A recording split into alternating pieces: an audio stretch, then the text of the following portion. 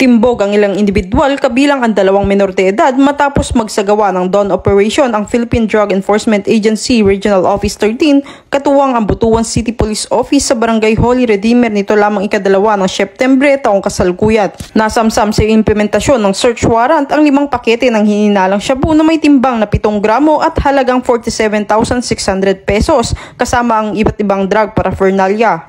Ang mga menor de edad ay agad na nirefer sa child caring institution alinsunod sa batas habang ang ibang sospek ay sasampahan ng kaso sa ilalim ng RA 9165 o Comprehensive Dangerous Drug Act of 2002.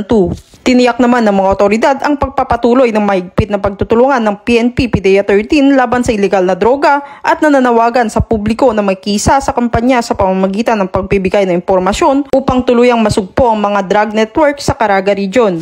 Mula dito sa Police Regional Office 13, ako ang iyong PNN Correspondent, Patrolwoman Karen A. Malilin, alagad ng batas, taga-taguyod ng Balitang Pulis.